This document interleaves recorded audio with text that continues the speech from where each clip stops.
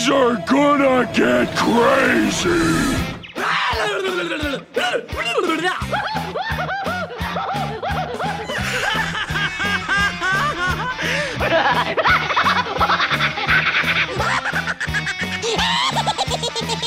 Most everyone's mad here.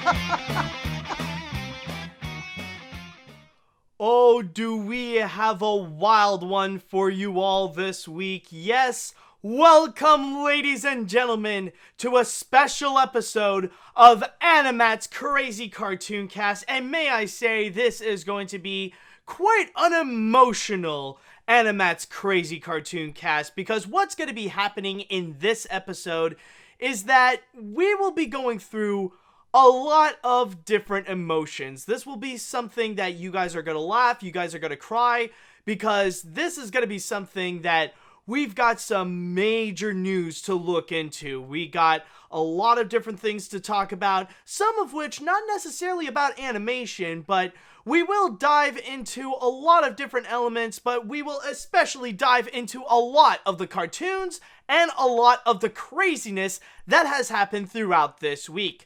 So with all that said and done, I would like to start things off by asking you guys, are you all ready to start things off with this episode of AniMat's Crazy Cartoon Cast? Let me hear it, guys. Do you want to get things started now? Alright, I see right now in the chat wall, people are all ready, people are all set.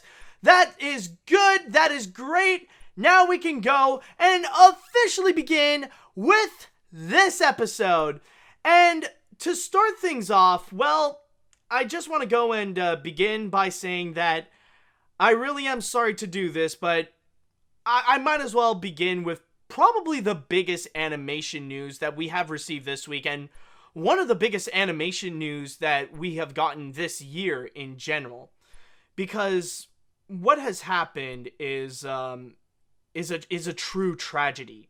Now, normally in the animation industry, a tragedy would usually be something like, oh, well, there's this studio that shut down and there are a lot of people who lost their jobs and stuff like that. That's often the worst case scenario that we are used to hearing in the animation world. A tragedy would be like many people have lost their jobs. This is not the case, however. This is something that is far more serious, far more tragic. And this is something that not only people lost their jobs, but they have lost their lives. And this is something that I will get back into. But with all that said, let's go ahead and begin with our first story with Kyoto Animation. So for those of you who don't know, what happened was that there was a man, a 41-year-old man, who came in and he committed an arson attack at Kyoto Animation, where he just barged in, he was pouring gasoline everywhere, and he set the whole building on fire. It caused an explosion, and throughout the whole 3-story building, everything was just bursting into flames. And before I continue, I just want to say, for those of you who don't necessarily know what Kyoto Animation is, well, of course, this is an animation studio in Japan. I'm going to read a bit through my source here in The Hollywood Reporter, as it says, Kyoto Animation was founded in 1981 by producer Yoko Hata and her husband Hideaki, and employs around 160 employees. It has an office in Tokyo with its headquarters in nearby Uji City, Kyoto Prefecture, as long as a subsidiary Animation Do in Osaka. The company is behind numerous of features and TV series, including K-On!, Violet Evergarden, the movie, and A Silent Voice, the movie.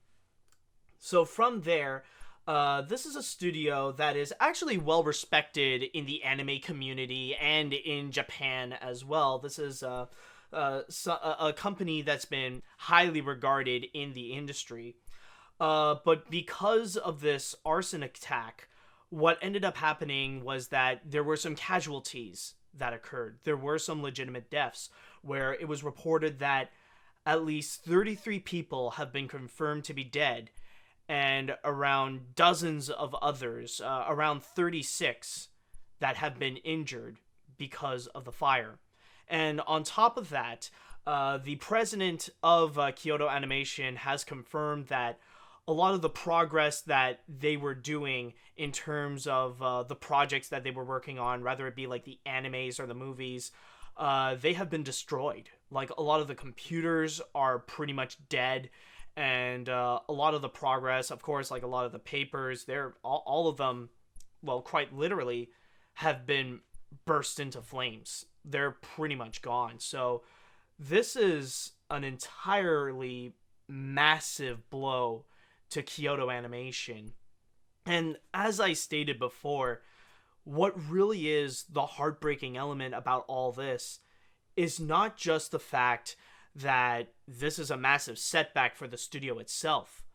This is a factor that people legitimately lost their lives.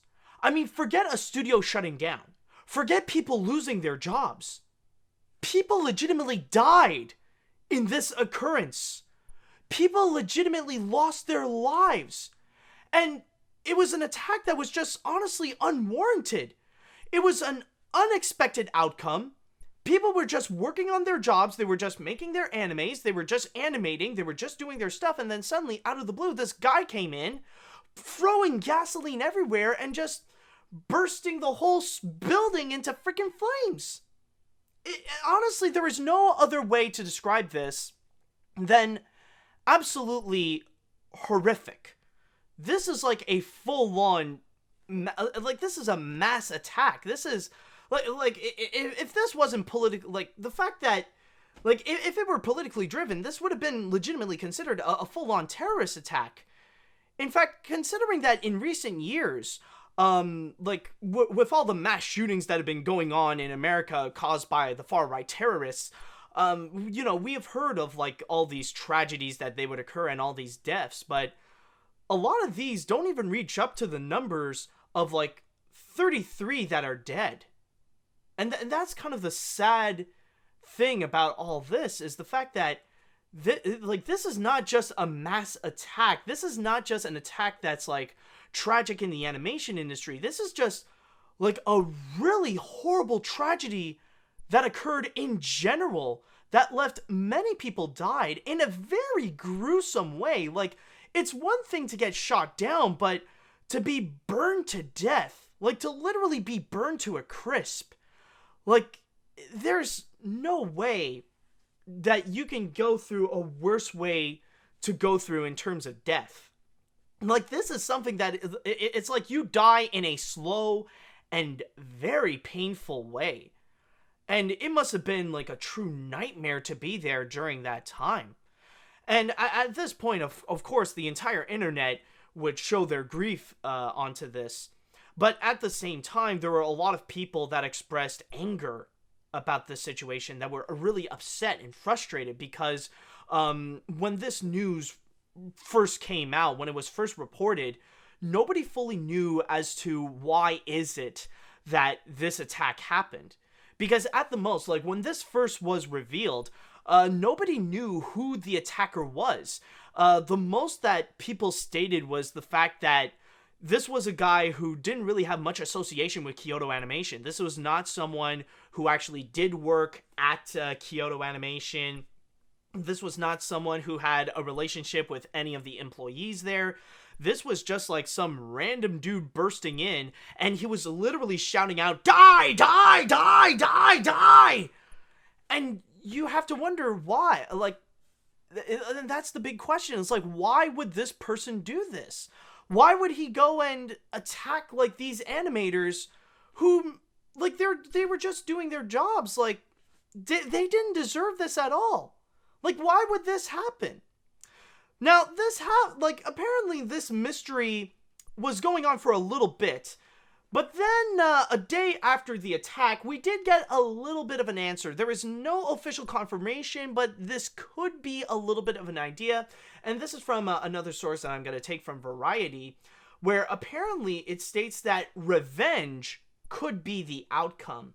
And I'll read a little bit from Variety here, as it states, Investigative sources, quote by Japan's GG Press, said Friday that the suspected arsonist held a grudge against the studio.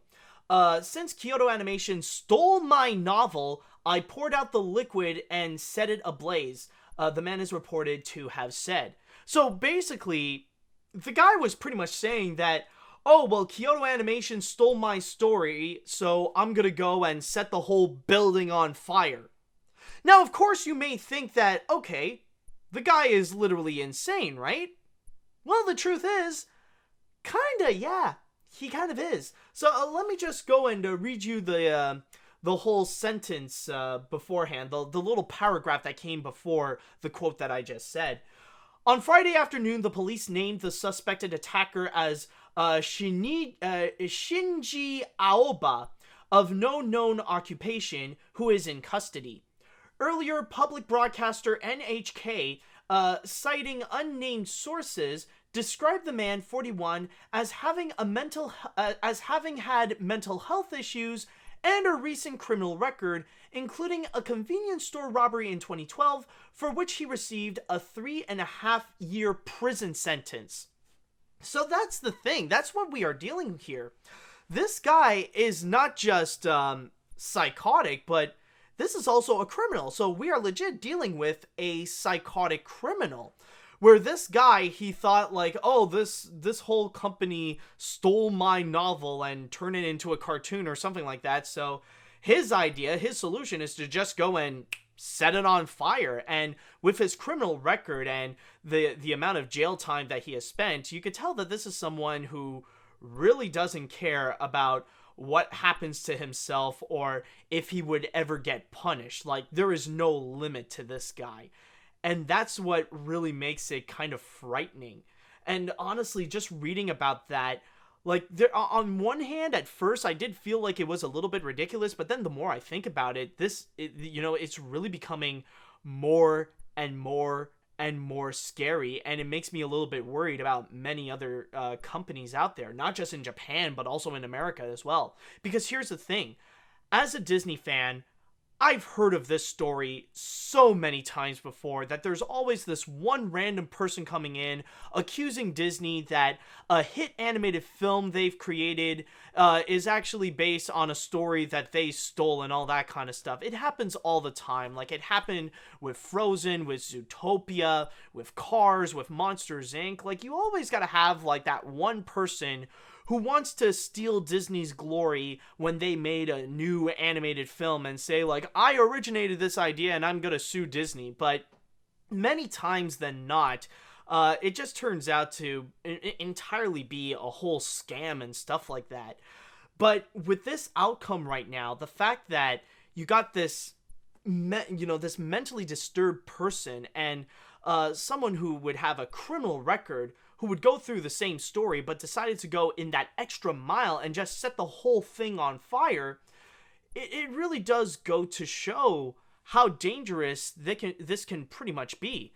Like, it shows the amount of danger this can cause, that if you mess with the wrong guy, then that person will really mess you up.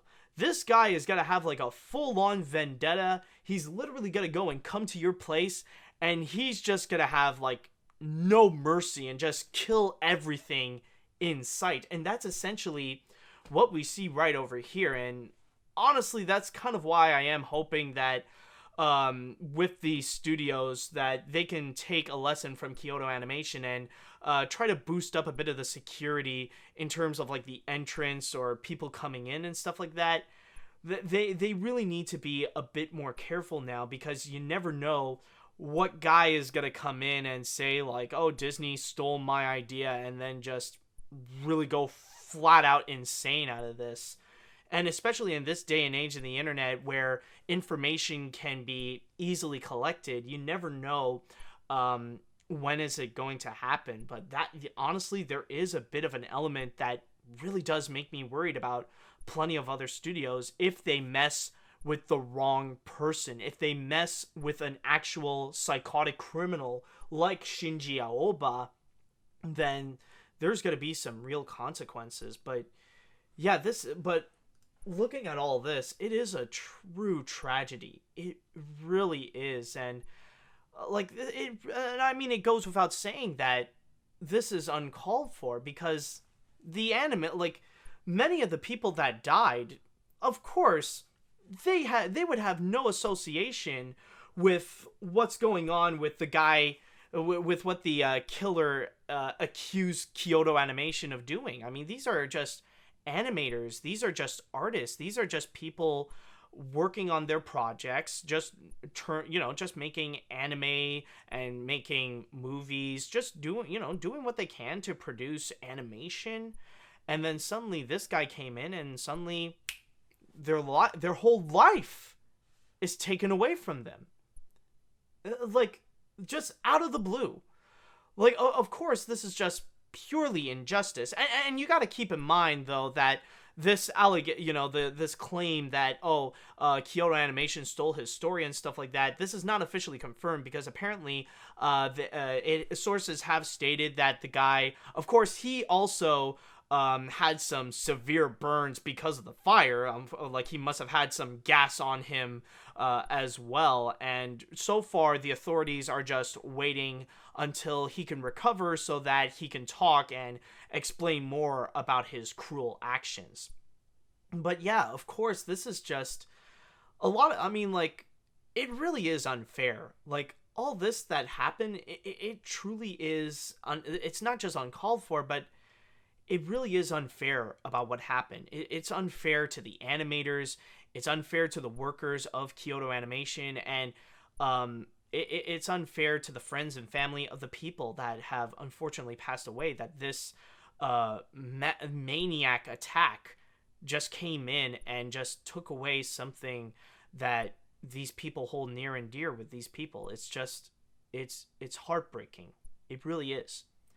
However, I just want to say right now that in this instance, we shouldn't use our emotion. We shouldn't take this information with anger, with negative feelings, with sadness or stuff like that. In this instance, we need to use this energy that we've got with Kyoto Animation and use it to heal, use it to help, use it to cure. Because as we all know, the best way to combat hate is with love. And that's what we got to do. I mean, like, that's the ultimate weapon to go and take down, like, not just hate in general, but like even groups that are associated with hatred. That's going to be the downfall of nationalism, of the far right. It's with love. And in the case of Kyoto Animation, in order to use love, there's actually this GoFundMe website, this GoFundMe page, where they are actually helping out the victims and all those who have lost their lives. It is, if you want to go and look it up in GoFundMe, it's called Help Kyo Ani Heal, which, by the way, Kyo Ani is kind of like the short term for Kyoto Animation, and it was actually developed and actually made by John Ledford, the president of Sentai Filmworks. And it has stated that what the money is going to be used for, it says, reading from my source here in GoFundMe, in the page itself, your pledges and the funds we raise are intended to provide the most direct, meaningful assistance possible to the victims of this heartbreaking tragedy. We are coordinating with others in the Japanese anime industry within Japan. Ooh, excuse me. Oh, this, didn't mean to go off on there. Anyways, going back to what I was talking about. Yes, right here. We are coordinating with others in the Japanese anime industry within Japan to ensure that funds collected reach those in need. We will continue to provide updates as those details develop. And let me just say right now, like, these guys are honestly asking for a lot. They're asking for $750,000. But as it turns out, that's a little too easy of an amount. That's a little too low, because right now, if you actually look, they did make it. They did reach 750,000, but plus 1 million. So yes, as I am recording this right now, as you guys are watching this live, The grand total, I don't know if you can see it a little bit because for those of you watching, I do have my logo in the way. Sorry about that, folks. Let me see if I could just shrink it. Here, I'll just shrink the page. There we go. Like that way, it'll be, oops, okay, so you might have a little bit of a spoiler of what's to come. But anyways, yes, just seeing over here, the amount that there is, so far, with more than 52,000 people, the fundraiser has raised a grand total of $1,753,855 and counting. Like, well, okay, I can just refresh. Like, I can do it a little later, and you'll see it is still growing. But you can tell how you could tell how amazing and how everybody is pretty much coming together to go and help out Kyoto Animation. As I've stated before, Kyoto Animation is very well respected in the anime community, not just within Japan, but all around the world, even within anime fans. They are helping out in this case. And again, if you guys want to go and help out Kyoto Animation and you want to go and make your own donation as well, all you got to do is go to GoFundMe.com and just go and search Help Kyo Annie Heal. And this, honestly, right over here is kind of like the light at the end of the tunnel. This really is the rainbow after a severe storm. Because you do see the amount of people that are pouring in to show their love for Kyoto Animation, and with the incredible amount of money. And this is, and like, keep in mind, like, and it's not just the fact that they have raised like nearly $2 million. It's the fact that they did so in a very short amount of days. Like, as I'm recording this is like the whole GoFundMe page has only been open for like 2 days. 2 days, that's it. And they have raised this substantial amount of money. That is absolutely phenomenal. That really does show the amount of love that people have for the anime community and the anime industry, and that they want to pitch in to go and help things out, to support the animators, to support the people that are in need of this situation. Not just the people working in the anime industry, but the loved ones in the anime industry, to help those people out. And trust me, they are going to need this money. They are going to need everything they can to help heal in this very dark time.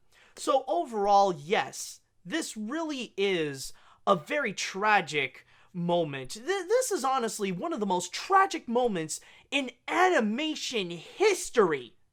Like, I can't even recall another time that in an animation studio that some guy came in and just killed a bunch of people. This really is one of the most heartbreaking and one of the most tragic stories in the animation industry. But it does bring me joy to know that there is going to be some positive things that'll come out of it. That we do see that because of this, regardless of who you are, where you're from, or what are your ideologies, that we can come together to help those that are in need in terms of the animation industry. And with Kyoto Animation, with the amount of works that they have done with their animes, with their movies, and all that kind of stuff, this really does go to show that the anime industry is really going out there to reach out and help these people out. So really, that's the thing. This really does goes to show that how love can be the ultimate weapon to heal all wounds. That love can be the first ultimate step to go and take down evil, to take down tragedies. That if we go and help each other out, then we will be able to make a stronger and better community. And I think that's going to be all that I need to say about Help Kyo Annie Heal. And again, if you can, folks, please go and donate if possible. I mean, we've already got a whole bunch of people, so I would like to say, with that said, I want to go into the chat wall, and I would like to ask you guys your thoughts on all this. How do you guys feel about what just happened, and and everything about that. Let me know what you think. I mean, it's hard to really know what else to add onto this. It's really hard to ask the right questions regarding what just happened.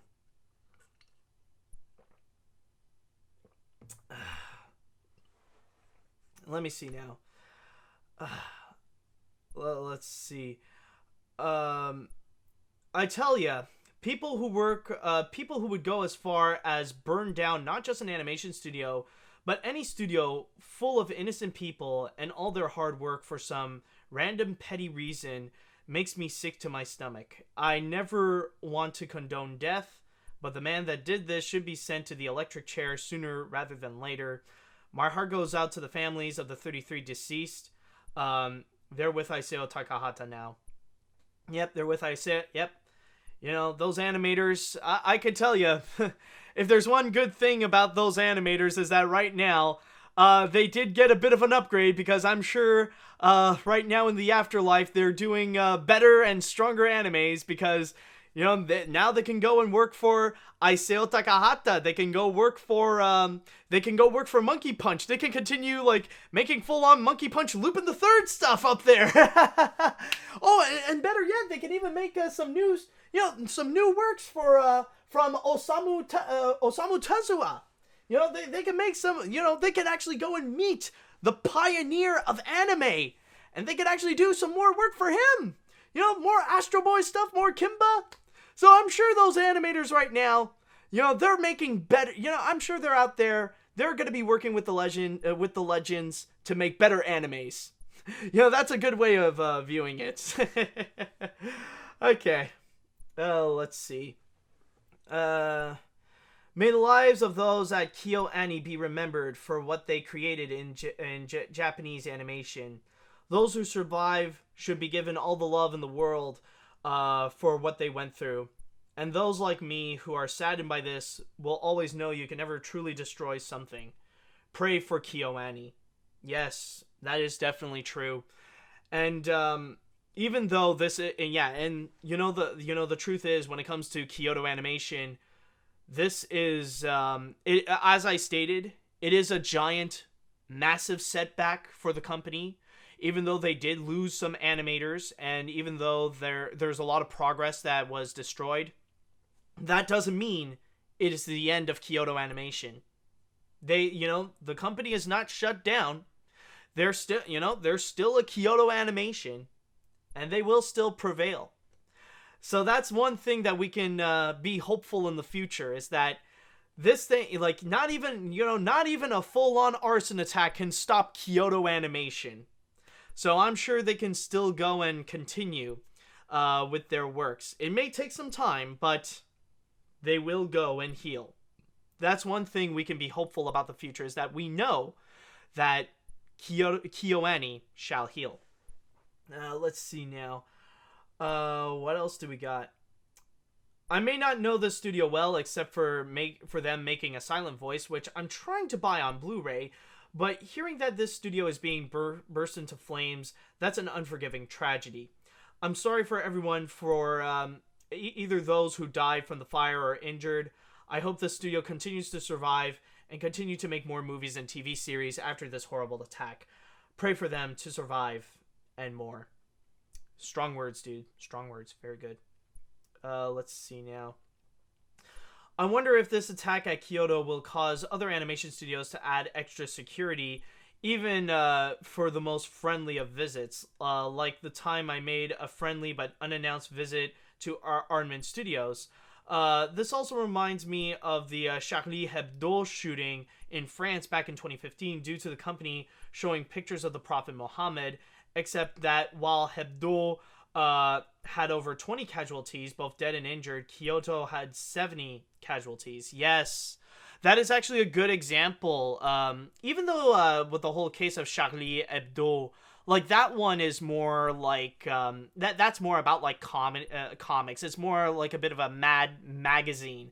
It is actually a very similar instance.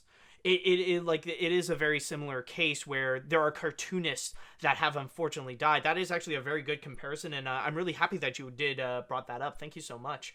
that, you know, not as big as what happened with Kyoto Animation, but still a good example.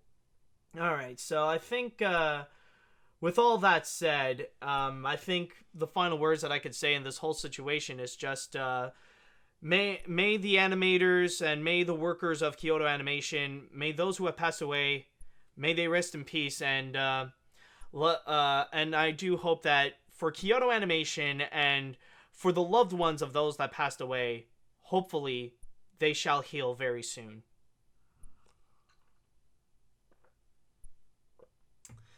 Okay. Whew. I'll be honest, guys, I am pretty emotionally drained out of this. I think it is now time that we shall go and jump onto the next story. And you know what? Now that we got the mournings and the sadness out of the way, let's actually try to go and cheer things up. I mean, you got to keep in mind, with this podcast, we're only just beginning, and we still got plenty of more stories to go through, and now it is time that we can actually go and have some fun with it. I'm sure, like, right afterwards, after you guys watch this or listen to this, you can go and donate to the GoFundMe campaign. But now let's actually go and have some time to go and talk about some news that are actually fun. Something that we can actually be excited about. And why not go and talk about something that has been announced at the San Diego Comic-Con? Yes, there is one story that I would like to go and discuss about, and there have been some things that have been revealed at the San Diego Comic-Con, where we saw the first poster for the upcoming SpongeBob SquarePants movie, It's a Wonderful Sponge. Then we also heard about a crossover that's going to be happening on Cartoon Network with OKKO meeting with Sonic the Hedgehog. But those aren't going to be the stories that I want to talk about. There is actually one thing in particular that seems to stand out among all the rest in terms of animation. And this is actually going to be a pretty fascinating thing. And if you are a fan of the show, oh man, get ready, because there's a lot more exciting things to come about it. And what I'm going to be talking about is regarding DuckTales. Yes, DuckTales, as you can see here, so far right now they are going on their second season, but in this Comic-Con, they have actually revealed a lot more new information, and also not only what's going to be to expect in this season, in season 2, but also what's going to be happening in season 3. And also, just on a side note, apparently in the panel of DuckTales, Lin-Manuel Miranda actually made a surprise special guest appearance, since he did voice one of the characters. I believe he was the voice of Gizmo Duck. Correct me if I'm wrong. But in this case right over here, in terms of the announcements, what they have actually revealed is actually going to be the fact that there will be a lot more crossovers to come. Now, already in DuckTales, in the reboot series, we have already seen a few crossovers already happen. We've seen Don Carnage of TaleSpin already making an appearance. Darkwing Duck already appeared in the series. And then, of course, we got the 3 Caballeros. But apparently, those are just the very beginning. Because through my source here in Entertainment Weekly, there is an entire poster that shows that there's going to be a lot more characters that will appear and a lot more crossovers happening all around the shows of Disney Afternoon. So if you are a 90s kid, get ready for a burst of nostalgia. So looking into this poster right over here, I think the first thing that I want to go and point out is actually going to be in the bottom right corner, where you see this little custom-made airplane. It's just like, you see these little animals on the side that they're flying this airplane, and like they have this blimp balloon, but it's actually a glove. Well, apparently that little airplane belongs to none other than the Rescue Rangers. Yes, Chip and Dale, along with Monterey Jack and Gadget, are all going to be coming back to appear as a special guest star in DuckTales. Oh, but wait, there is actually more.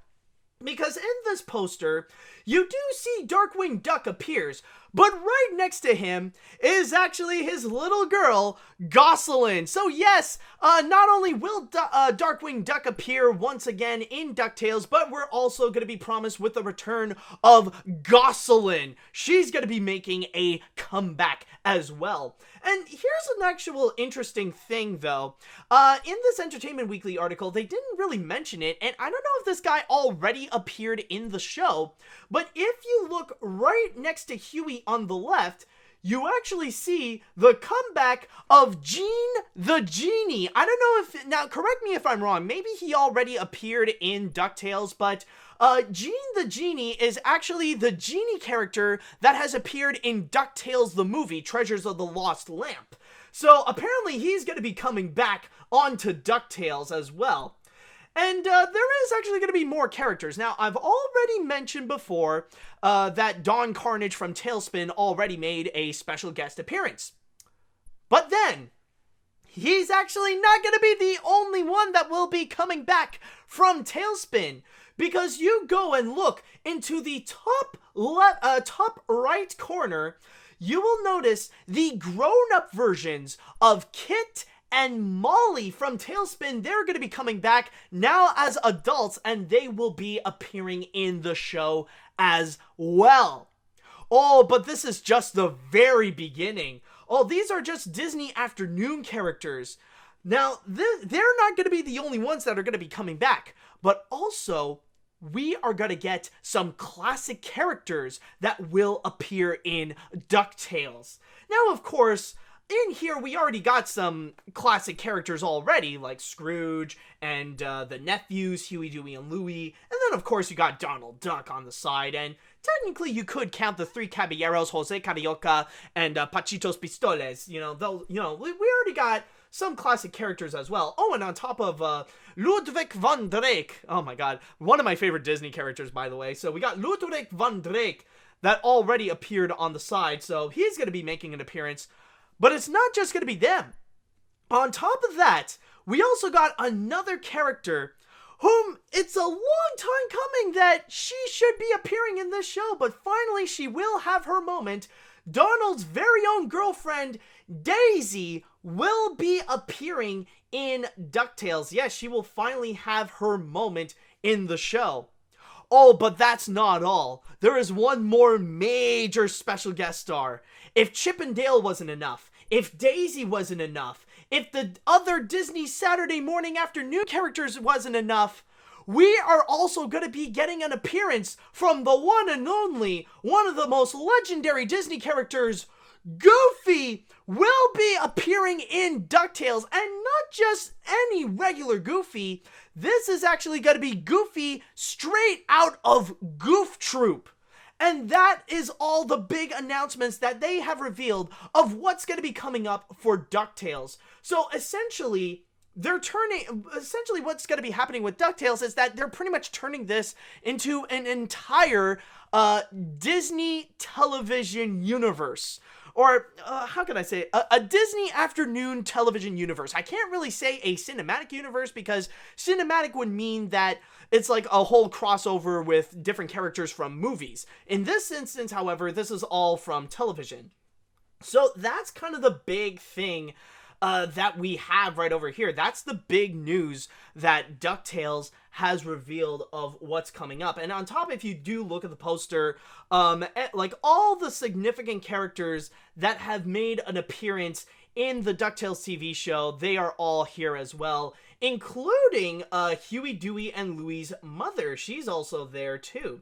So basically, this is all to summarize all the characters. And this is not just, and you know what? This is not just like a crossover with all the Disney Saturday morning, not Saturday morning, sorry, with all the Disney afternoon characters. It's not just all of them, but this is also, like, this is to encompass, like, the entire universe of the Disney characters that are also anthropomorphic animals.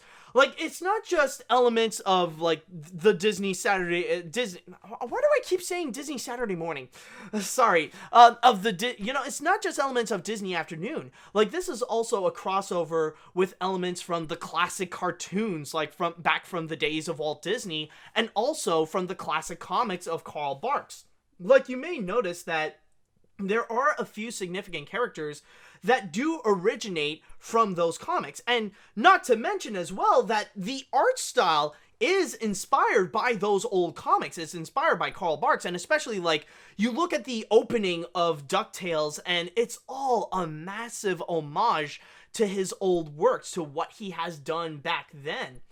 And honestly, I really, honestly, even though, like, myself, I haven't really seen much of the show, I can definitely see how people really have really have gotten into it, like, how they could be, like, really excited to check a lot of these things out. It really is exciting, because not only do you get that crossover element, but also, like, you add in the factor that this is really nostalgia done right.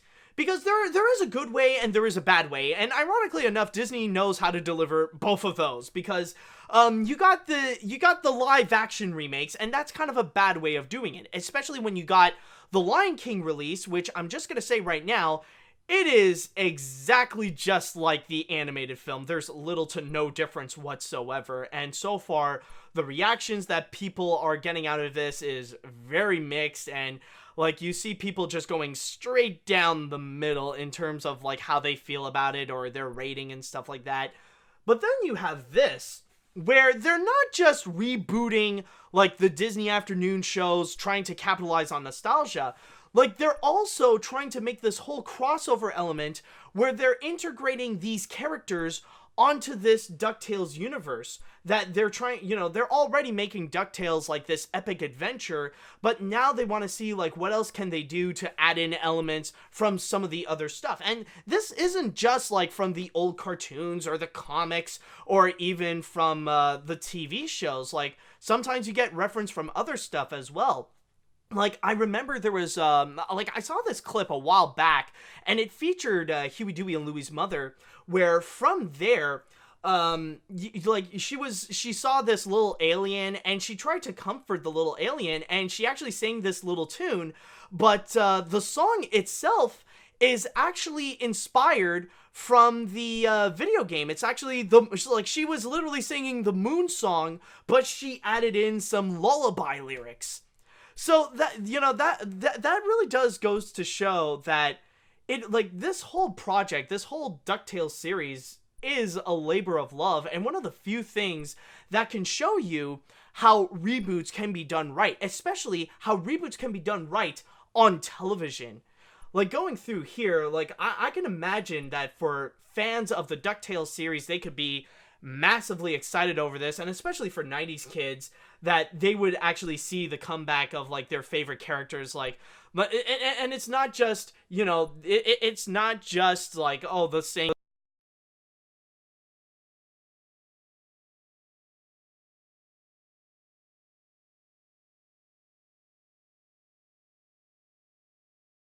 sweater and his blue and blue and red spotted tie.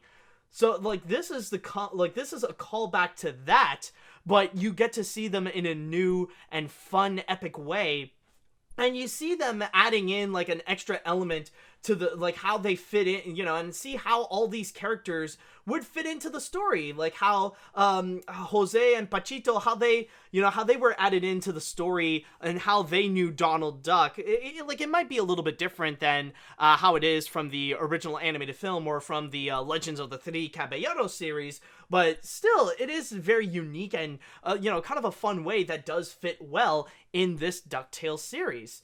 And with all that, like, wow, this truly is amazing and really fun to see all these characters coming back and seeing all these classic TV shows come back. So this is definitely exciting. So as I have stated before, all these characters will be making an appearance throughout the continuation of Season 2 and also in the upcoming Season 3, which I'm guessing that's going to be coming out sometime in like 2020, but still, this is definitely a promise of what's to come. And if there's one thing that DuckTales fans can take from all this is they can pretty much go and say that, well, what you guys have gotten with DuckTales, it is only the beginning. There is a lot more to come.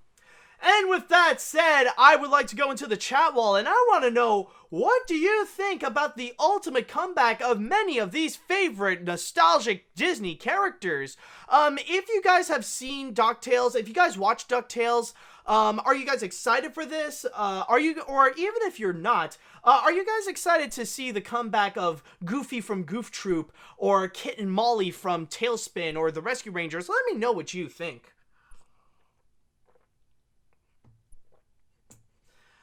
Okay, let's see now. I feel very mixed about this, because the reboot is trying to be more nostalgic, and I'm not a fan of this. A reboot should stand on its own. Also, the poster is literally trying to be like Smash Bros. Ultimate.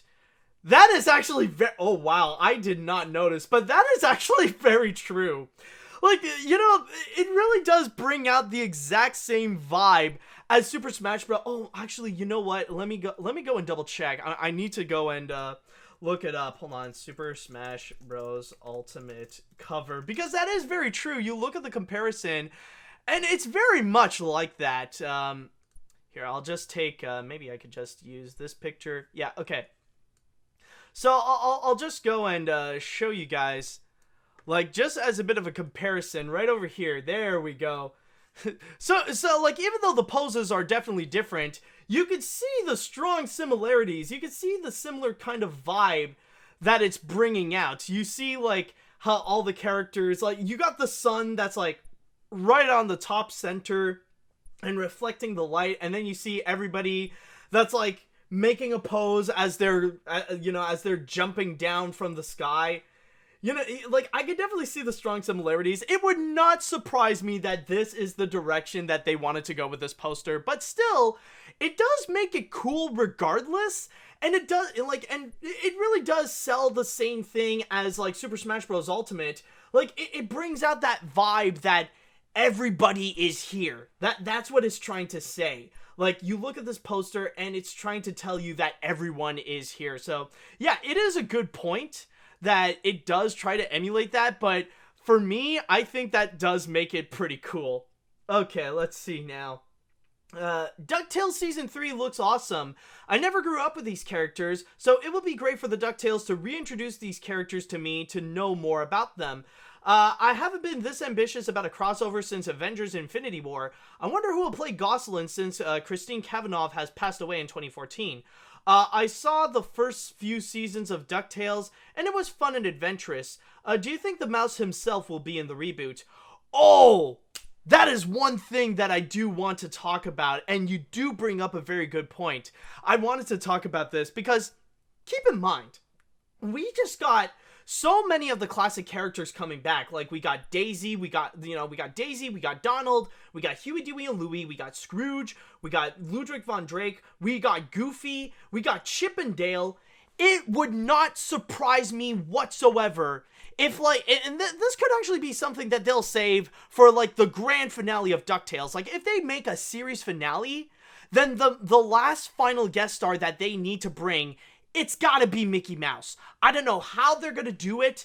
I don't know how they'll try to reintroduce Mickey here, but I know that eventually that has to happen. They gotta bring, like, all that's left now of the classic group is just Mickey, Minnie, and Pluto. But yeah, that would be awesome. I would love to see how they can bring in Mickey Mouse. And it could probably be Mickey based on, like, one of the comics or something like that, but honestly, they gotta do this.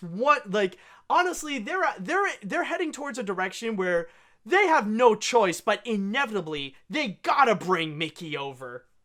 Okay, let's see now. I met Andre the Black Nerd a month ago, and we talked about how awesome this series is. He said he wants more crossovers in this series, and boy, he got his wish. Personally, I'm excited about it. Seeing Goofy in his Goof Troop days is a massive bonus. Oh, I am sure that Andre the Black Nerd is, like, I'm sure Andre right now is freaking out about this news. I mean, like, holy crap, for him, like, it must be a dream come true. Like, if he wants more crossovers, dude, you're getting, this is what you're getting, man. That's what DuckTales wants. Like, I don't know if maybe Andre is like in a secret committee with Disney Television Animation, but oh my god. Yeah, that's happening. And honestly, like knowing that, I feel happy for him. I really do feel happy for Andre. Holy crap. And I would love to meet Andre one day. Like I always hear he's a great guy. So honestly, that would be pretty cool. If one day that could happen. Let's see now. There is a winged bear between the Triceratop and Launchpad in the poster. Is that Butterbear from the Wuzzles, but more realistic and acts like a combined creature from the video game Impossible Creatures, or is it a completely brand new character? Oh, you do have a good point, but I don't know. I don't think so. I don't think they would have this. To be very honest, I don't really think that it would be a direct reference to them. Yeah, maybe I think like I haven't seen the show, but honestly, like this bear, maybe the bear already made an appearance in the series, because like I know there are plenty of other characters like you do see them in the show before.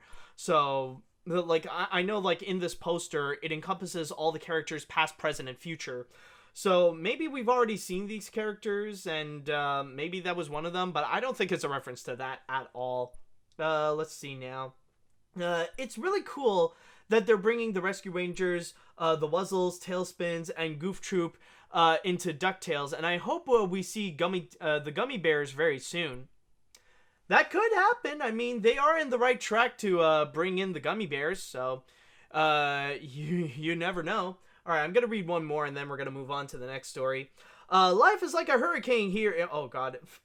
Oh crap. Someone is just you're just putting in the whole freaking you're just putting in the whole freaking lyrics of DuckTales. How the fridge can you do that, man? Okay, well, anyways, it's really cool that they're bringing in the Rescue Rangers. The what? Oh, I've already read. Did I read you? Yeah, I probably read you. It's already the same thing.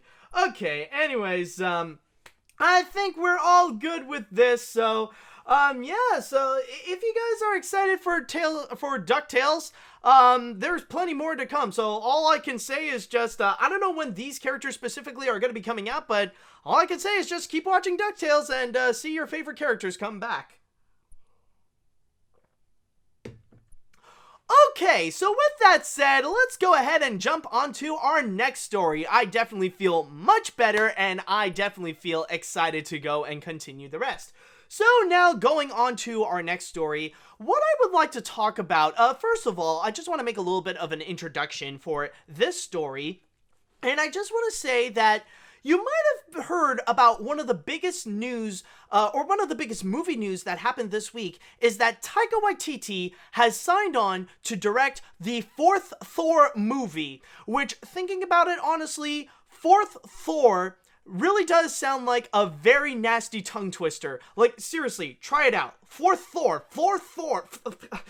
You see, it's really complicated. It really just sounds hard to say. So, yes, and a lot of people, as you can even tell in the chat wall, people are very excited about the new Thor movie and that Taika Waititi is going to be coming back, especially since he has done a great and notable job in the last Thor movie, Thor Ragnarok. However, I'm not going to be talking about Thor. This is not what I am talking about here. What I will be discussing about is actually the consequence of the fourth Thor movie. The one setback that it actually occurred with this news. So what is it that got sacrificed for Taika Waititi to make a fourth Thor movie? Well, unfortunately, you're gonna get Thor 4, but what you're not getting is gonna be Akira. Yes, the one major setback to the announcement is that the live-action remake of Akira has now been put on hold indefinitely. The main reason is because Taika Waititi has signed on with Warner Brothers in order to be the director of this movie. And everything seemed like it was all set. Warner Brothers was excited to go and get things started with this. They were supposed to start production of this movie in fall. They were currently looking for actors to play some of the characters, and they even did put up a release date of May 21st, 2021. So they were all set. But right out of the blue, this announcement came in, and Warner Brothers was like, what the French, excuse me? What's going on? Like, they did not expect this to actually happen. In fact, I'm gonna go and read from my source here through Variety, as it states, sources indicate that after a brief delay, the studio has pulled the plug on production indefinitely for the classic anime adaptation, which was set to begin later this fall. Thor Ragnarok helmer Taika Waititi was on board to direct, and the studio hopes that Akira can get back into production once he's done filming Thor 4, which is the one positive note to talk about regarding Akira. Multiple sources close to Warner Brothers found this week's announcement of Waititi directing Thor 4 to be surprising, with one person adding that they were caught off guard by Waititi's decision to focus on the Marvel property as Akira was getting close to production. Waititi was in the midst of meeting with young Japanese actors for Akira's 2 lead roles. While the studio originally delayed production to give him time to find the right talent, it now seems there may be more creative disagreements over the project. So what this has revealed here is that apparently the production seems to be a bit troublesome with this Akira adaptation, as some fights were going on between Taika Waititi and Warner Brothers, but now it seems that it was enough for Taika Waititi to say, okay, screw this, I'm gonna go and jump onto Marvel and make the next Thor movie. That seems to be the whole situation that is happening, and right now, Warner Brothers is in a position that they're just gonna go and sit and wait. And by the way, on a side note, I just would like to say that we don't necessarily have a confirmation of when production or when filming will start on the next Thor movie, so really Warner Brothers is in a moment that they just have to wait and see. They're just gonna sit there and wait if he is going to come back, because they're still banking on having Taika Waititi to be the director of this Akira movie. But I'm just going to say right now, if they really are serious to make an Akira movie, they better go and hire a backup director just in case. I'm just saying, maybe he would come back, but I'm just giving out a little bit of a warning, just in case if things don't necessarily work out with Taika Waititi and that he's no longer interested in coming back to that, if they're really that serious. But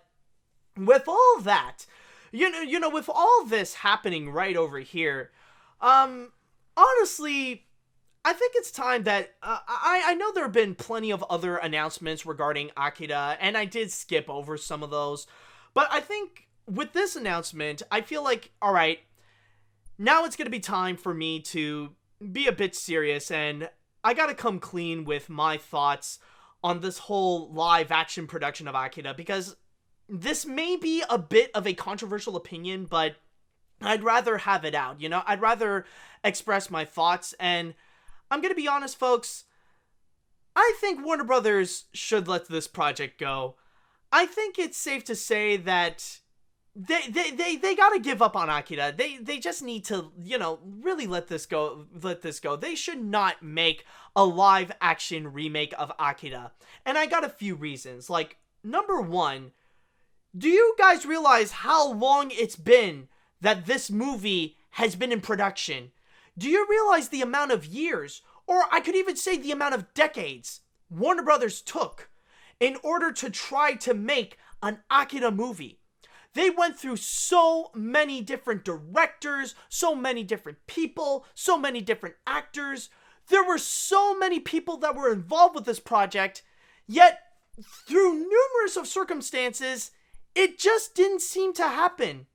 It's like if God is looking down upon Warner Brothers and he was like, oh hell no, I crossed the line with this remake. It's like if God refuses to have an Akira remake. Like, he'll give a pass on Disney to do all those remakes, But with Akira, he's like, hell no, man. No, we're not letting that happen. Oh, okay, so you're preparing things? Oh, yeah, Taika Waititi, a 2021 release date? No. Taika, here, I'm gonna take you, and we're gonna put you back to Marvel so you can do another Thor movie, because I really like Thor. Thor is a lot of fun. Odin's my best buddy, and he also really enjoys those as well. So that's the thing, is that it's honestly fate. It is destiny that this Akira movie should not happen at all. That's the whole situation. And reason number 2 is mainly because, maybe this is just my opinion in this case, but I have purely lost so much faith in live action adaptations of Japanese animated properties.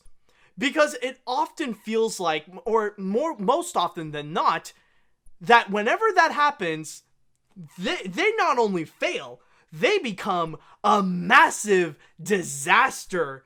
Like, it's almost to the levels that the whole, like, those movies just become a joke. And if you don't believe me, take a look, like, think about many of the live action adaptations of animes. Like, think about movies like Dragon Ball Evolution. Think about Netflix's Death Note. And let's not forget to mention Ghost in the Shell, starring Scarlett Johansson. Now, I will admit that when it comes to the latter, like, it's not that bad of a movie. There are some things that I really do admire about it, like the CGI is actually amazing in that film, but with the controversy that occurred, and especially that ending that really justified the controversy, holy crap, it was a train wreck.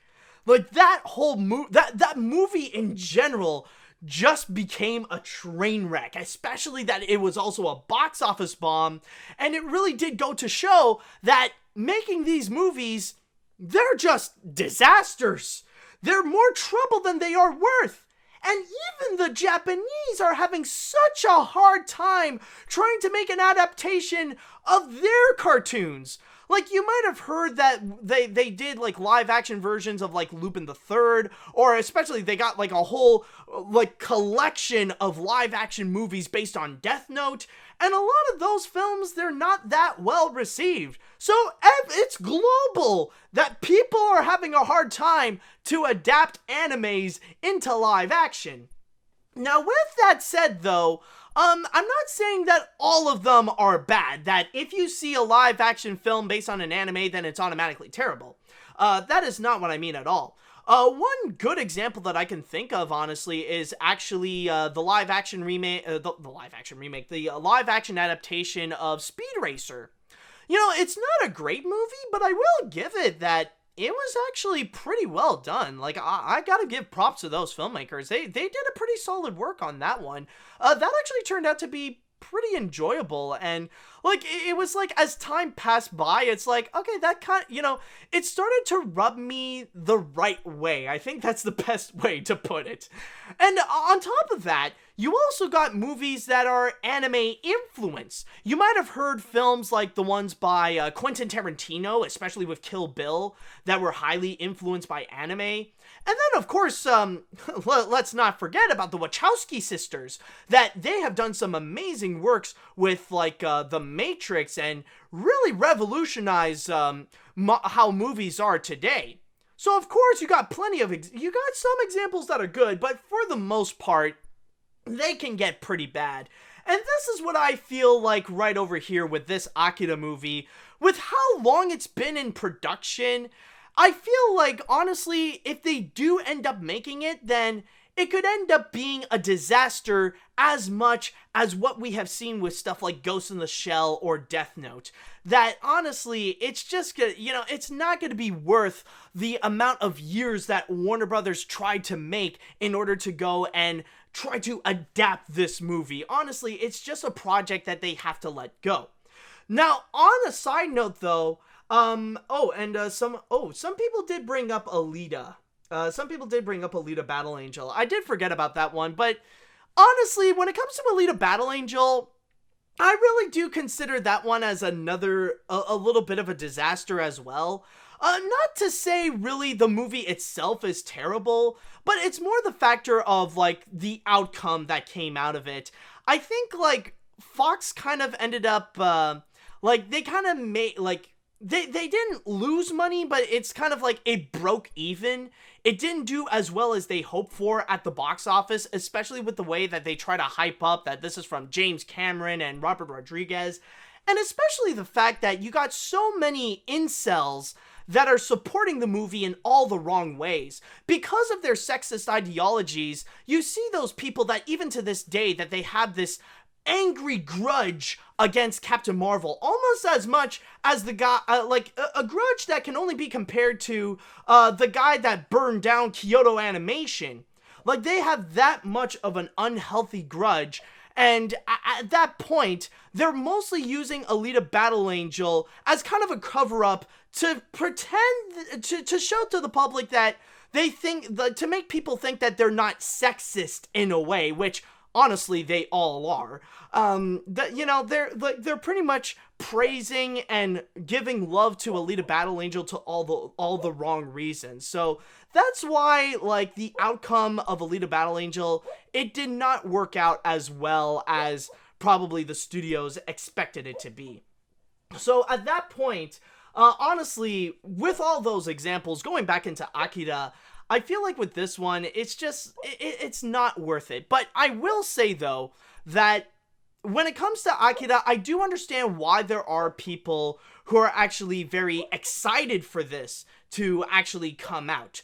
They are actually pretty excited for this to actually be released, because Akira does have a massive fan base. I mean, you got to keep in mind, with Akira, it really is one of the greatest Japanese animated features to ever be released, or at least one of the best Japanese animated films outside of Studio Ghibli. And it already has a massive fan base, not just with the film, but also with the manga. And not too long ago, they announced like this sequel series, I believe, and it really got a lot of people hyped up. So, in a way, I don't really blame them if they really are that excited for this Akira production, but honestly, I just feel like at this point, just let it go, man. Like, that's honestly my only comment to Warner Brothers, is that they should just let this project go, because it's just not worth it, honestly. It really, I don't know about you, but like, if they really are this persistent to make an Akira movie, then, you know, I guess more power to you. But honestly, I just feel like we are at the point where it's more trouble than it's worth, and especially you look at the production, it's already at that point, regardless of how this movie would ultimately be. So really, they honestly, they just need to let go of Akira. You know, they just need to let it go. All right, so with that said, I want to go into the chat wall and I want to ask what you guys think about this announcement with the Akira production being on hold. Do you guys actually want to see this Akira movie be made? Do you guys want it to be canceled? Let me know what you guys think. Do you want this movie or not? Are you relieved that this announcement occurred, that it's put on hold? Are you disappointed about it? Let me know what you think. Okay. Let's see. Do we have any, someone is asking, what about Detective Pikachu? Detective Pikachu does not really count, because the thing is, like, especially Detective Pikachu itself, that is directly based on the video game. And especially Pokemon in general is based on the video game itself. Like, yeah, it did spawn out, like, a TV show, an anime, and different movies and all that kind of stuff, but it's mainly a video game franchise, so that doesn't necessarily count. Or at least I don't count it. Let's see. That was produced by Warner Brothers, and that managed to make 3 times the budget and be a slight critical success. If that can be made, and now this story about Akira being put on hold as behold, and a possible Thor, animation tragedy, DuckTales season 3. Okay, well, it's just someone summarizing up the whole situation. Let's see. Speed Racer is definitely an example of a good anime live action movie, even if it did bomb. Yeah, it's just that it like, the legacy turned out a bit better than its box office performance. Let's see. I think anime movies should remain animated because there is a chance that it could be as terrible or even worse than the live action Dragon Ball movie. Yeah, that is true. Let's see now. Oh, okay, we got some. As much as a live-action Akira movie should be nice, I do have to agree with you, Matt. I mean, how can you have two movies in production? Because doing that can probably overlap some things. And doesn't Warner Brothers have other TV shows and movies to work? I'm disappointed about this, but at least we can see more Thor action. Otherwise, I'm happy about this. Yeah, and I'm sure people are much more happy about another Thor movie than a live-action Akira movie, so at least we can guarantee on that. Let's see now. I do see your point, Matt. There have been a lot of bad live-action anime movies that went out disasters, and I have some bad ones, including Ghost in the Shell and Attack on Titan, made by the Japanese, and even they couldn't make it good. Maybe it might be a good idea for Warner Brothers to not make this one, or would turn out a disaster like this with others. I do hope this doesn't get made, and be much looking forward to Waititi making another Thor movie. All right, that's nice. Let's see. Do we have any others? I'll probably. Oh, wait a minute. Yeah, I'll probably read one more. While I'm excited that Taika is returning to Thor 4 and making of the Flash Gordon movie, oh, that is true. I think Warner Brothers should cancel the Akira movie since the creator has said that they're making an Akira anime series that will follow the manga, not the film. Ah, that's what it is. Okay, yeah. So so technically it's like a sequel series. So it's not a sequel series to the film, but a sequel series to the manga. So that does make sense. Okay, so I think with that, we're pretty much all good with this Akira story. Okay, but with our next one, jumping into our next story, I'm just gonna say right now, yes, it is a bonus miscellaneous.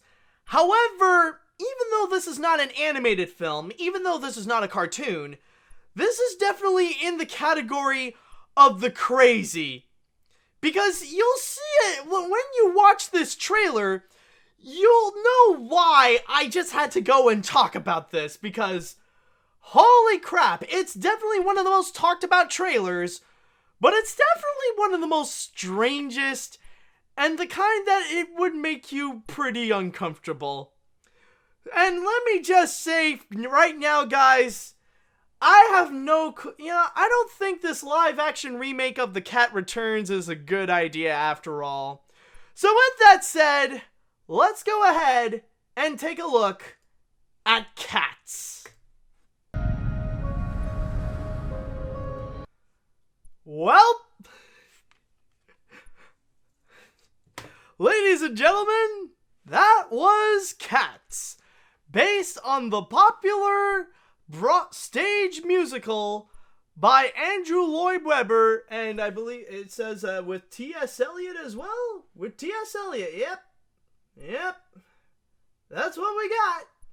That's Cats for ya. And this is the new trailer. Oh, and by the way, I just need to have a bit of a quick refresh. I just need to double check on something. No. Stop. No, we don't need more of you. Please. We don't need more of you. Okay, just need to go back to Cats, and yeah. And I'm just gonna say right now, in terms of the reception, people ain't liking it. Yeah, this is the new trailer where it's collecting all the dislikes. Because right now, I'm on the YouTube channel of Universal, and as I'm recording this, as you're watching this live, as you can see, the like and dislike ratio, oh boy, there's a bit of a battle, but the dislikes are winning by a long shot. It's got 70,000 likes, but you also got more than nearly 160,000 dislikes. So you got all that going on. And I look at this and, okay.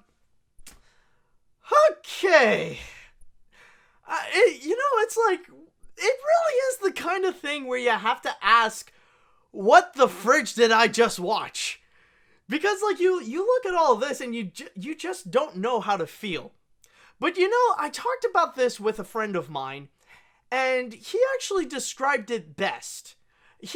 All he did was just send me a GIF of Sonic from the Sonic the Hedgehog movie where he would just go, meow? And that's exactly what this trailer feels. Imagine if you take that little moment from the Sonic movie trailer and you extend it to a little over 2 minutes. That's literally what you get with Cats.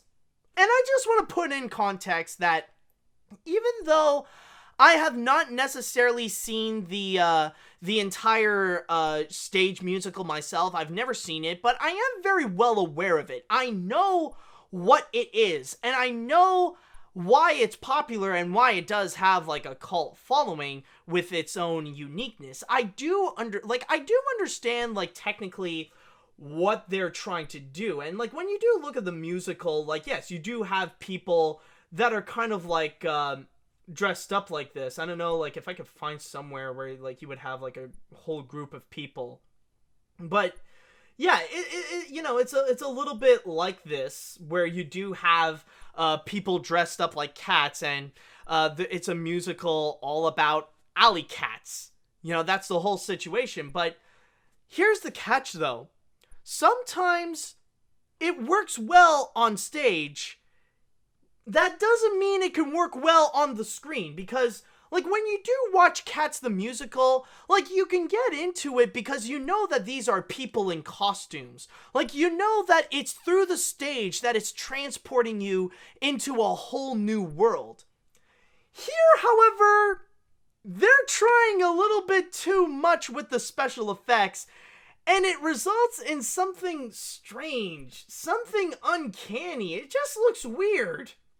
It's just everything about it just seems strange and uncomfortable.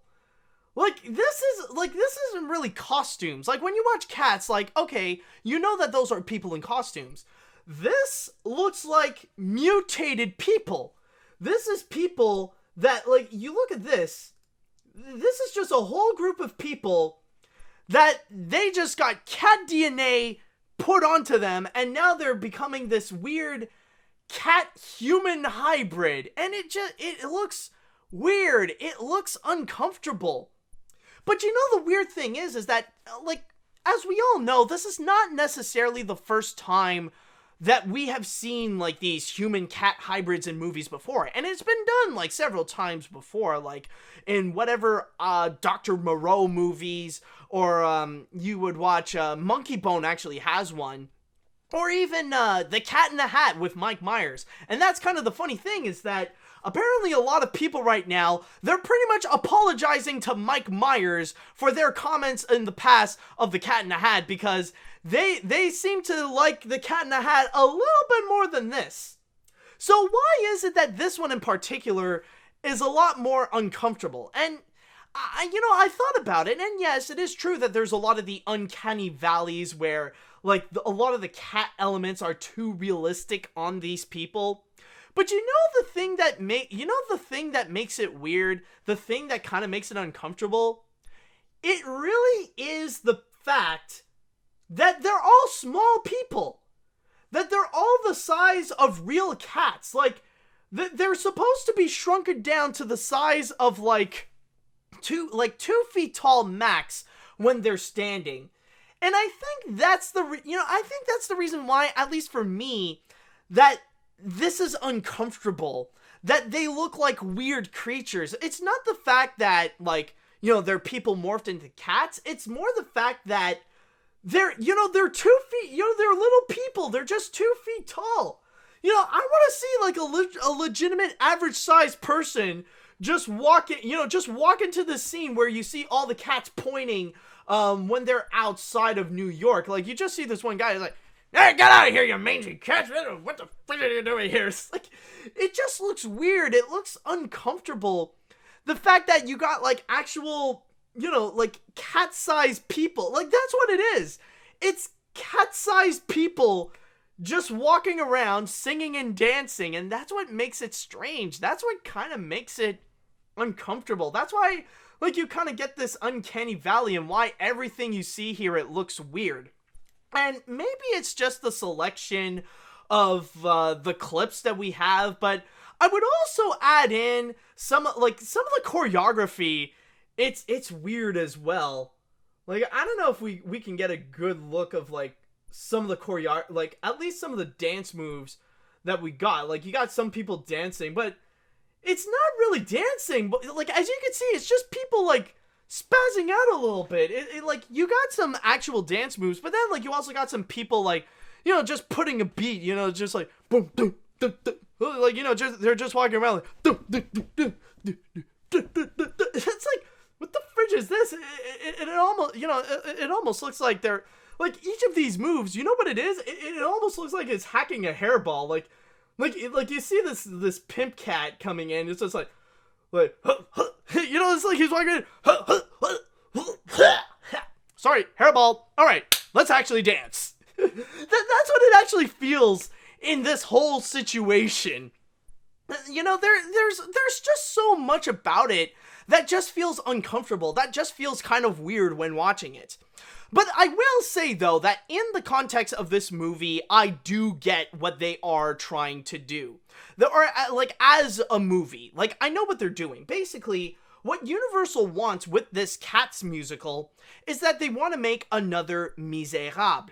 Because you remember not too long, a few years ago with the Misérables movie with Hugh Jackman and Russell Crowe and stuff like that, they want to do the exact same thing with here, where you take a popular musical, you make an entire movie out of it, you give it a massive budget, and you sprinkle it with a massive all-star cast, because they have, like, so many famous people that are working on this movie. Like, they listed down, like, Idris Elba, Rebel Wilson, Dame Judi Dench, Ian McKellen, who else, the fridge? We got, well, James Corden, and, oh god, freaking James Corden, and that, to me, I don't know about you, but that's a sign that this is not gonna be a good film. Like, if you're gonna have a movie where you got James Corden, and he's gonna play the funny comedic sidekick, you know, that's a bad omen. I've seen too many movies with James Corden where they end up terribly. I did not trust James Corden with the Emoji Movie. I do not trust James Corden with Smallfoot. I do not trust him with Trolls, even though he was pretty much completely useless there. And in here, it's just like, oh god. You know, like, where the fridge is here. Yeah, like when you got that little moment. Yeah, he's just dancing around, just being bumbling and dancing around. It's like, I'm funny because I'm fat. And then on a side note, like, you got Rebel Wilson kind of doing the same thing where, like, you know, she's just, like, on the side, she's falling over, being goofy, dancing around, and then, like, getting some slapstick moments, like, getting snapped by a mousetrap. You know, like, you got all these things happening. It's just, I don't trust the comedic sidekicks. But going back to what I was talking about, like, yeah, you got an all-star cast, so you can see, and on top of that, it even states, hold on, like, where can I get it? Where's the boy? Where's my boy? There we go. It says so right over here that this is actually directed by Tom Hooper, which is actually the same guy who directed Les Miserables. So that's what Universal is really trying to do. They want to make another, they want to go and try to make another Miserables out of this, to take Cats and really make it big. And on top of that, having it be released during the Christmas time. Because on Christmas, that was when Les Miserables was released. So giving this a Christmas release date, they're thinking they're going to go and find the same kind of success. But I'm just going to say right now, I'll get into that a little bit later, that ain't going to work. But yeah, going into this, the thing is that I can see where they're going with it. And one positive thing that I can say about it is that I'm sure, like, it's gonna bring out a pretty solid soundtrack. Like, yeah, they got an all-star cast, but a lot of these are actually some major singers, especially Jennifer Hudson. Like, you would hear her, where is it? And not just, Jennifer Hudson, like, you also got, like, other, people who can sing very well as well. Like, they got Taylor Swift. Like you just got Taylor Swift on the side. It was like, all right, here you go, have some catnip. Like, you got on the side, which, like, oddly enough, with some of the pictures that they shown, like, technically, she's supposed to be the femme fatale, which honestly, I don't know how to feel like with these characters trying to be sexy. Like, I don't know if this is something that I would consider sexy. And you know, the funny thing is that, like, if you do look down in the comments, like, no matter on which video of this Cats trailer, you're always gonna find a few group of people that are gonna be making jokes about furries. It's like, hey, this is a furry movie, this is what furries want to see. Which, honestly, no. I'm gonna give furries credit that they have a lot more dignity than that. And joking around on the fact that this is a furry movie and stuff like that, that doesn't mean the movie would turn out to be absolutely terrible. Because honestly, the last time I've seen that many people making jokes that it's a furry movie, it was with Zootopia, and that movie is like one of the best animated films in the decade. So honestly, yeah, you can put your furry jokes aside because, like, honestly, I can speak, like, even though I'm not a furry myself, I can speak for the furries to say that, yeah, no, furries, they have way better standards than this. This ain't furries. This is a freaking nightmare, honestly. Oh, God. But, yeah, where is, on a side note, where the fridge is Jennifer Hudson? Like, there was at one point that they showed Jennifer Hudson, and I believe yeah, right over here.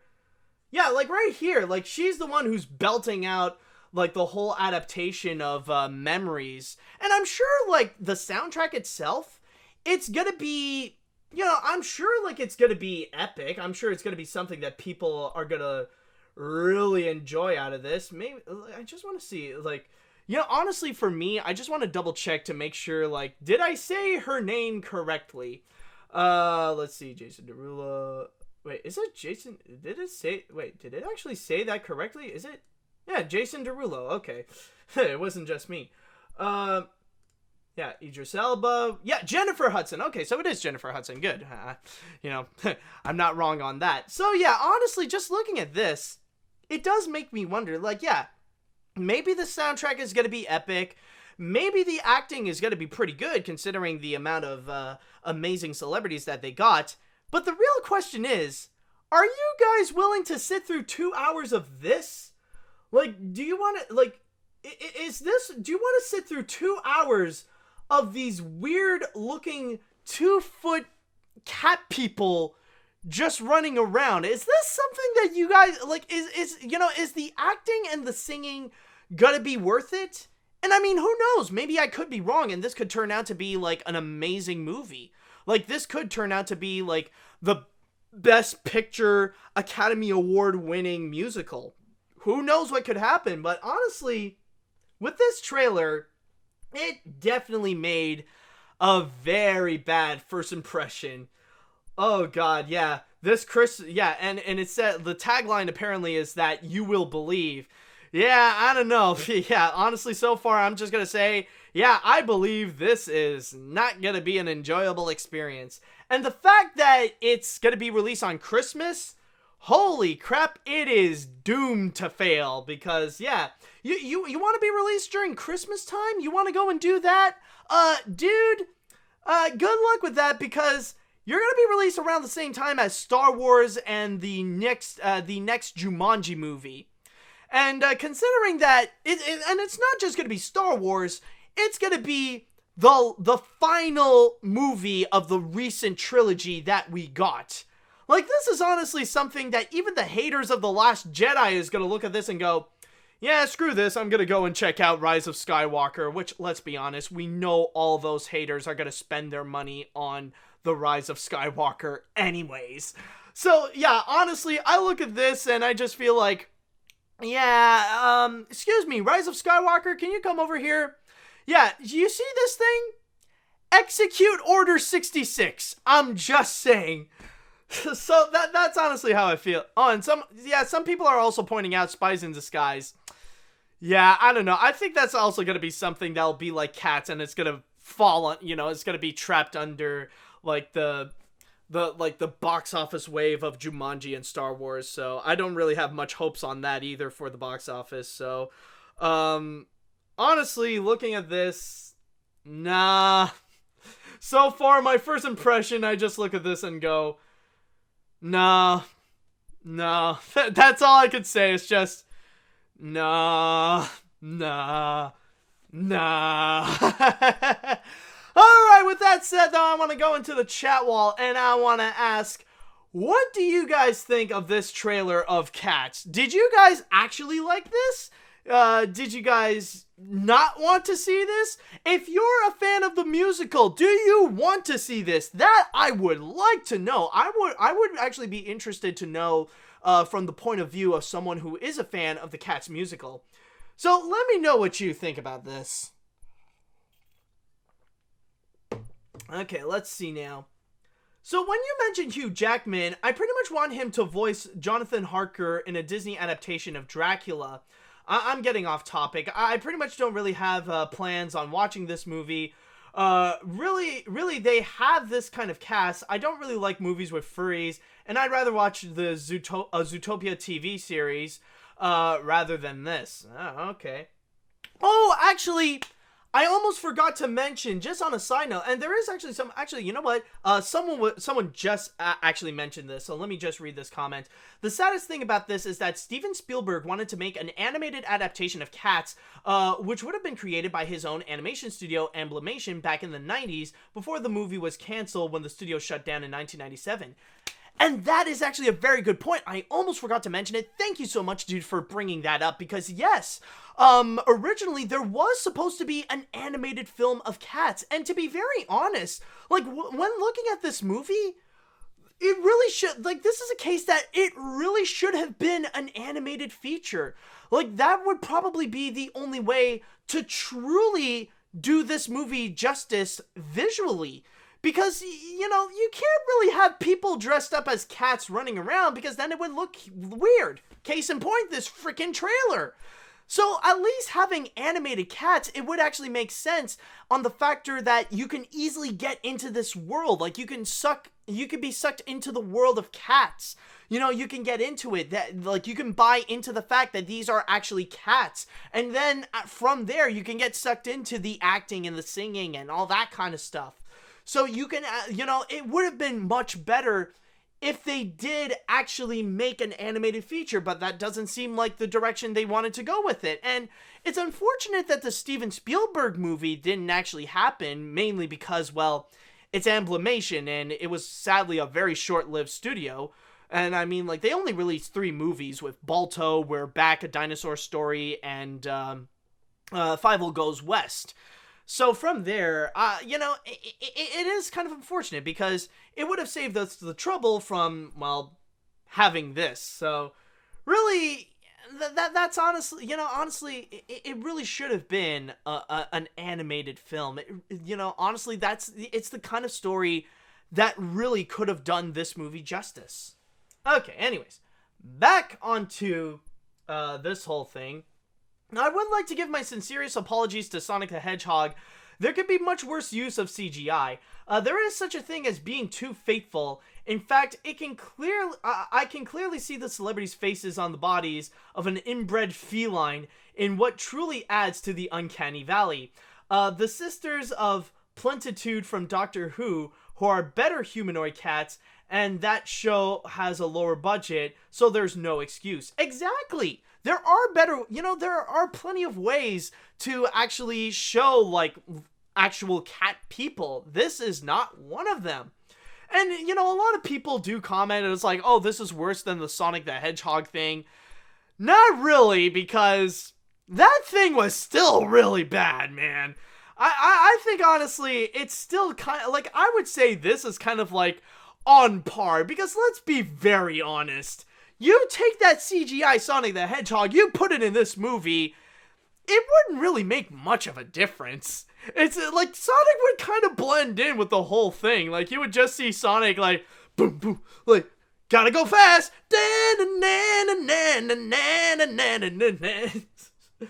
Okay, let's see now. Alright. I've seen a stage play of Cats in Malaysia and the film version of the original musical, but this makes me uncomfortable. Basically, every character has become Tigra from Marvel and Cheetah from DC. But with Tigra and Cheetah, they at least wore bikinis. even the Na'vi from James Cameron's Avatar look better than this, and they barely wore anything. All I can say is, good grief, they're naked! Yeah, oh boy, yeah, I guess that's another list of the problems, is the fact that they're all naked. Or like, hold on, let me just get back into this. Like, a weird thing, it's not just that they're naked, it's the fact that they also have, like, this very lively tail. And it's weird because, like, you could see the bodies that are really defined. So, it really just looks like this weird living poop coming out of this person's butt. It's like, you have, like, this defined human butt, and then this tail that's just coming out of it like this freaking long rope of a poop. Except the poop is the same color as the skin. It's just, that's another thing that does make it weird. So yeah, I guess they need some clothes because, like, it's still a human body. It's just, no man, no man, no. It's just all this is a no. Oh god. Oh, let's see. All right. To quote the engineer from Team Fortress 2. Well, don't that beat all? What I can say about this trailer? Oh yeah, I thought there was a technology called fur technology by Tom Hopper. All I could say is that someone has better cat people in Doctor Who, and even movies feature cats. With example like A Cat in Paris. Yeah, exactly. It's just, oh god, all this is a mess. Yeah, honestly, like, just dissecting into this, it's just, this is all a mess. All this is a mess. And then they gotta go into cartoon. They gotta go into a freaking cartoon. And then, like, oftentimes, like, they get into weird cartoony modes. Like, you see the little cat, like, you see the main cat character wearing, like, a giant pearl necklace and holding a giant fork and a giant knife. Like, what the fridge is this? It's like, suddenly it goes into cartoon mode. And then, like, you see James Corden spitting on the main character. Alright, make me jump. Boing, whee! Like, what the fridge is going on? Like, all this. It's just, what the fridge is this? Well, and I think that's all I can really say about cats. It's just, all this is no. All this is just no. It's just, holy crap, it's just a no. Okay. With that said, we got one more story to go. And it is time that we shall go into the grand finale. And once again, it will be a little bit of a bonus miscellaneous, because this is another thing that's just absolutely strange. But to tell you the truth, guys, the reason why I want to go and cover this story is because I really want to make sense of it myself, of this recent crazy trend that is going on. And if you don't know what I'm talking about, I'm referring to all these weird memes related to Area 51. Like, you guys might have seen it, right? Like, suddenly, you go on social media, and somehow, like, all these memes related to Area 51 is just popping out of nowhere. Like, I remember the first time I've noticed this is that I've seen a continuing trend of these random memes about alien girlfriends. How they're saying that these guys want to have an alien girlfriend because they're prettier, they're hotter, and they're more loyal than Earth girlfriends. For some reason. So, like, I'm just wondering, like, I tried to do some research. It's like, why are all these Area 51 memes popping out of nowhere? Why are people really talking about Area 51 again? Well, apparently, this is actually all caused by a Facebook event. Yes, not a Facebook page, but a Facebook event. Apparently, there is a Facebook event that is telling people that they want to organize, like, a whole thing where they want to go and try to raid Area 51, which, if you guys don't know, Area 51 is actually the Nevada military base that is often rumored to have a, it's often, like, it has these urban legends where there would be aliens in there, that the military and the government is hiding aliens and they're all in Area 51 for some reason. And let's actually go into this Facebook post, actually. I actually do have it right over here. And let me just refresh it to update some of the stuff. So right now, this Facebook event seems to be extremely popular, where they said that on September 20th, they want to go and storm Area 51. And the title of it is called Storm Area 51, They Can't Stop All of Us. And so far, the entire event, it actually has, and I kid you not, 1.8 million people, as I am recording this, as this is live. 1.8 million people say that they are going, with an additional 1.3 million saying that they are interested. So you might be wondering, what the fridge is the plan? What are they going to do? Are they just going to walk in? Are they going to just like form a mob and get in there? Well, let me read this to you. Let me read you the details, because it gets crazier from there. It states, actually, we will all meet up at the Area 51 Alien Center tourist attraction and coordinate our entry. If we Naruto run, we can move faster than their bullets. Let's see them aliens. And that's all it wrote. And that seems to be the major plan. If you flail your arms while you're running like a freaking weeaboo, somehow you become Superman and you're faster than a speeding bullet. That seems to be the whole plan. And of course, everybody looking at this, they see this as an absolute joke. You know, they say, like, you got all these celebrities and you got all these companies that, you know, they're just having fun with it. You know, they're playing along with the joke. If I may read from my source here on NBC News, let me just read a little bit. Actually, yeah, there we go. It states here, the event, a tongue-in-cheek attempt to find aliens hidden by the government, has taken on a life of its own in an internet zeitgeist, receiving nods from celebrities and brands, while also turning this into its own meme on the short-form video app TikTok. Celebrity chef Guy Fieri jokingly offered to cater the event with radioactive ribs. Bud Light created an Area 51 themed beer can, and Moon Pie naturally got in the fun. Rapper Lil Nas X even released a special Area 51 themed video for his smash hit Old Town Road.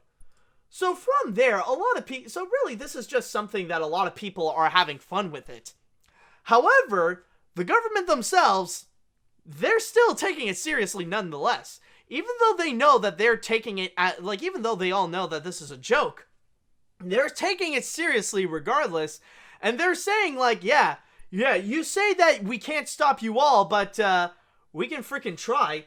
It even states here that the U.S. Air Force warned Friday against visiting the secretive base, saying that any attempts of illegal access in the area is highly discouraged. And they're freaking, and you got to keep in mind, it is a military base, and they are ready. They don't care how fast your Naruto run is. They, you know, they'll be more than happy to go and put to the test to see if bullets can be faster than a Naruto run. It's like, oh, you want to play that game? All right, let's find out. You know, they would not stop to actually go and do that. So as you can definitely tell, all this is just one big ridiculous joke, and everybody is just having fun with it about making all these numerous of memes about the ridiculous nature of this whole situation. And if there is a chance that maybe they could actually find some aliens, like I've actually seen some pretty funny memes about what you can discover in Area 51. Like people making jokes like when you're in Area 51 and you look on the side and then suddenly, oh look, there's Santa Claus, or you suddenly see 3 Pokeballs lined up. You're just on the side, you know, you're just walking, you're like, ooh, you know, like you got all these kinds of memes. But from there, this is actually the event that's just really making a viral sensation, and why everybody is pretty much just talking about it. It's just the sheer ridiculous nature of this entire meme. It's just the whole ridiculous nature of the idea itself that you could just run into Area 51, that you can run into a military base, you could come out fine, and somehow you can actually come out with a freaking alien. For some reason. And you know the craziest thing is that you look into this, like you go in the Facebook post, you actually find that there actually is a real website. There is an official Storm Area 51 website. Let's go in. Let's actually go in, you know? I want to see this. What the fridge is all this about, you know? I just got to check. All right. Something big is coming. Stay tuned. And oh, sweet merciful Neptune, there is a shop. You can buy merchandise of Storm Area 51. Holy crap. What the frick? I need to see this. I need to see this. I gotta check this out. Okay, oh my god. Okay, so a lot of these are just tank tops and t-shirts, of course. And then you also got, like, mugs. You got you got, like, bags. You got fanny packs. And then, like, the t-shirts themselves, like, you know, they got a little gray alien and they say different things. And then, like, you got a freaking gray alien that's doing the freaking Naruto run. Like, you know, they're really capitalizing on the sheer stupidity of the whole idea. And let's just actually go and check out some of these things. You know, like, what do you got? Like, they got, I survived Area 51. I saw them aliens. I was born on the wrong planet. I freaking love aliens. Hashtag Storm Area 51, of course. And then you got, like, I'm going, of course. And then, wait. I clap alien cheeks. I clap alien cheeks. I clap alien cheeks. Holy crap. I clap alien cheeks. They are capitalizing on people wanting to go to Area 51 trying to get a girlfriend. Holy crap. Wow. I clap alien cheeks. Wow. I am amazed. There's a t-shirt that exists. I need to know. I must know. Who is the person that would legitimately buy an I clap alien cheeks t-shirt? Is there someone would there be someone who would actually unironically spend $20 plus shipping on a t-shirt that says I clap alien cheeks? Oh, wow. Who would buy, like, okay, some of the things, like, I get I survived Area 51. I get I saw them aliens. I get I'm going, or the freaking Naruto run thing. Why would you buy a t-shirt that says I clap alien cheeks? What does that say about you as an individual person who would ironically walk around in public, wear a t-shirt that says I clap alien cheeks? Why? And you know the saddest thing about all this? You know the saddest thing about all this? Is that, you know, like, yeah, this is all one big stupid joke. This is all one big farce, you know, like, we're just doing this to have fun and stuff like that.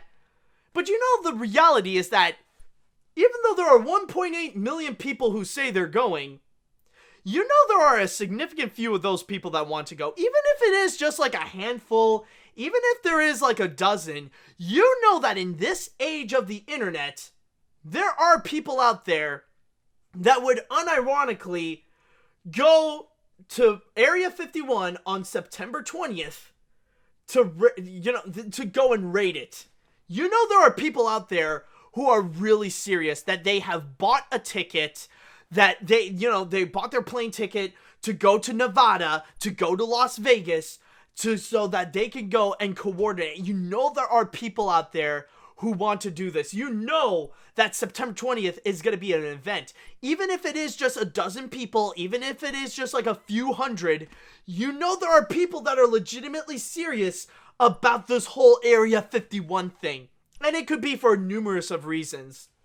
And you know, honestly, like going back into the freaking I clap alien cheeks thing, that honestly, I don't know if that's either hilarious or sad, because as I've stated before, one of the first memes I was introduced to this whole Area 51 craze is like the whole alien girlfriend thing, that guys want to have an alien girlfriend. And I just want to say, how sad and pathetic is your freaking life that you have to go and try to raid Area 51, a secret military base, to find a freaking girlfriend. Like, how sad is your life? Like, are you just there like, well, Tinder's not doing well for me. I'll check on Area 51 to see if there's a girl right there. To maybe I'll find love in freaking Area 51, you know? Hey, maybe I'll have a freaking, you know, maybe it'll be like The Shape of Water or something like that. Who knows? Why, man? Oh my god, overall, I just feel like this entire Area 51 thing is just absolutely ridiculous. It really is. I mean, like, I'm happy that everyone is having a lot of fun with it. You know, that we're making some clever and enjoyable memes, that, you know, we're poking fun of the idea of what if, but I just find this to be, you know, I feel like we're at the point where it's getting a bit out of hand, man. It's getting a bit out of hand where now people, you know, like, you know, there are going to be people who are going to take this seriously, and I dread September 20th because, oh boy, it's gonna get crazy.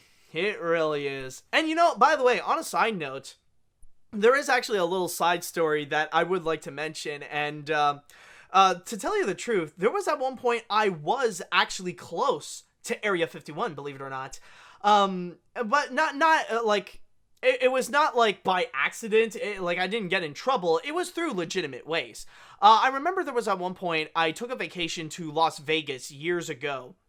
And one of the things that me and my family decided to do is go on a helicopter ride where we fly around Las Vegas. We go on the old strip, the new strip, check out, you know, have breakfast at the Grand Canyon. It was actually very nice. But there was at one point, the helicopter guy was showing us around the Las Vegas area. And there was at one point, like, he was getting real close to this one place, and he was like, oh, screw that. Nope, we're not getting close to there.